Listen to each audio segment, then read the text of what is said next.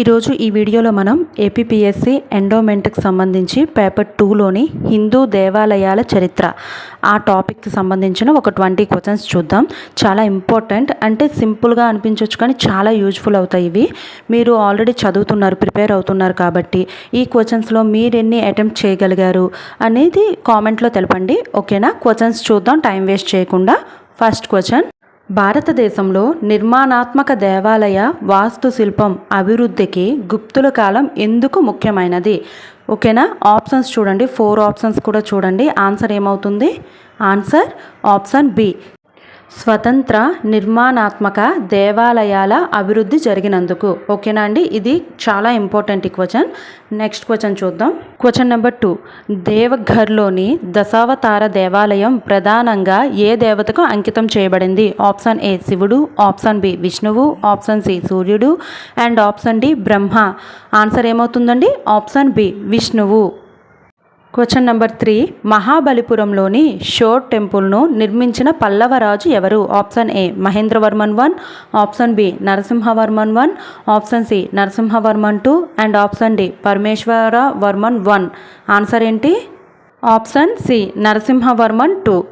ఈ టాపిక్లో ఏ టెంపుల్స్ ఏ రాజులు కట్టించారనేది చాలా important. Next question, 4th number: మహాబలిపురంలోని పంచరథాల ప్రత్యేకత ఏమిటి?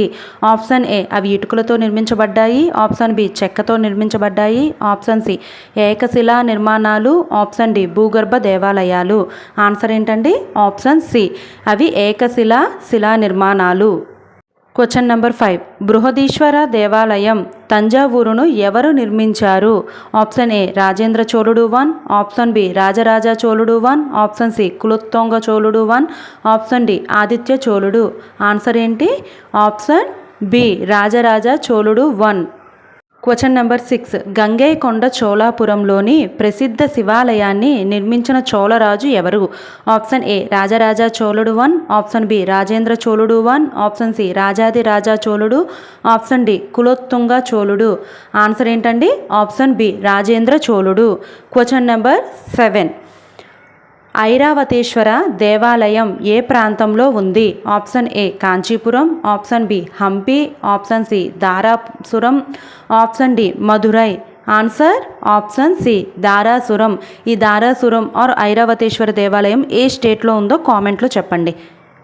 Question number 8: great living Chola టెంపుల్స్లో క్రింది వాటిలో ఏది లేదు? ఆప్షన్ ఏ బృహదీశ్వర దేవాలయం తంజావూర్, ఆప్షన్ బి బృహదీశ్వర దేవాలయం గంగైకొండ చోళాపురం, ఆప్షన్ సి ఐరావతేశ్వర దేవాలయం ధారాసురం అండ్ ఆప్షన్ డి మీనాక్షి దేవాలయం మధురై. ఆన్సర్ ఏంటండి? ఆప్షన్ డి మీనాక్షి దేవాలయం మధురై. రిమైనింగ్ 3 ఉన్నాయి కదా, వాటిని గ్రేట్ లివింగ్ చోళా టెంపుల్స్ అంటారు. ఓకేనా? నెక్స్ట్ క్వశ్చన్ చూద్దాం.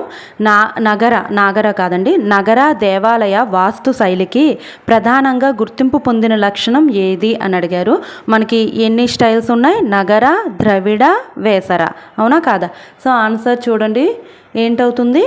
ఆప్షన్ బి వక్రంగా పైకి ఎదిగే శిఖరం. ఓకేనా? నెక్స్ట్ క్వశ్చన్ చూద్దాం.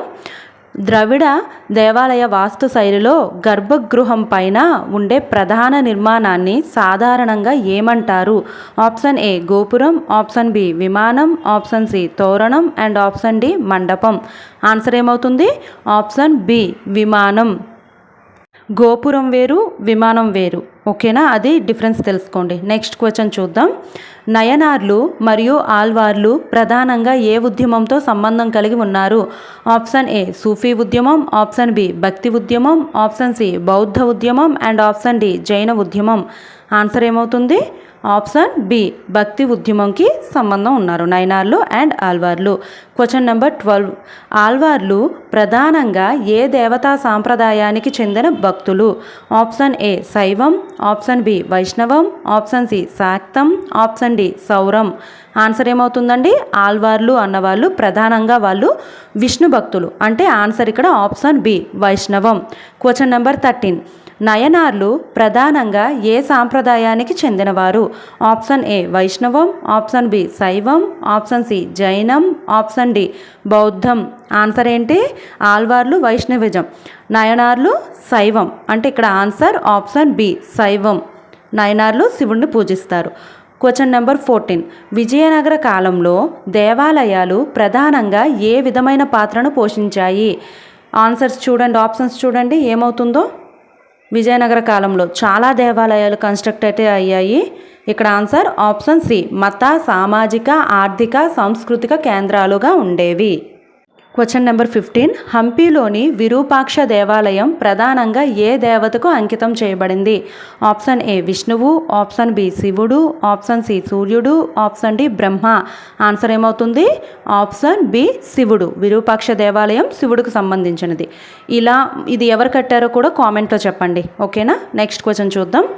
గర్భగృహం అనే పదం దేవాలయంలో దేనికి సూచిస్తుంది?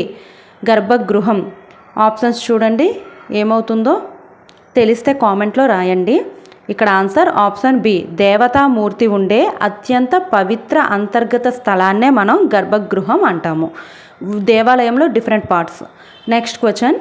దక్షిణ భారత దేవాలయాల్లో గోపురం ప్రధానంగా దేనిని సూచిస్తుంది? ఆప్షన్స్ చూడండి. ఆప్షన్ ఏ గర్భగృహం పైన ఉన్న నిర్మాణం, ఆప్షన్ బి దేవాలయ ప్రవేశ ద్వారం పైన ఉన్న భారీ నిర్మాణం, ఆప్షన్ సి ఆలయ ధ్వజస్తంభం, ఆప్షన్ డి ఆలయ ప్రదక్షిణ మార్గం అని ఇచ్చారు. ఇక్కడ ఆన్సర్ ఆప్షన్ బి, దేవాలయ ప్రవేశ ద్వారం పైన ఉన్న భారీ నిర్మాణాన్ని గోపురం అంటారు.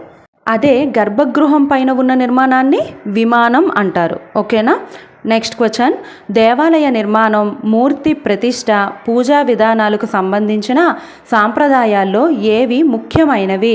ఆప్షన్ ఏ ఆగమాలు, ఆప్షన్ బి అర్థశాస్త్రం మాత్రమే, ఆప్షన్ సి నాట్యశాస్త్రం మాత్రమే, ఆప్షన్ డి అష్టాధ్యాయి. ఆన్సర్ ఏమవుతుందండి? ఆప్షన్ ఏ ఆగమాలు. ఆగమాల్లో వీటికి సంబంధించినవన్నీ ఉంటాయి.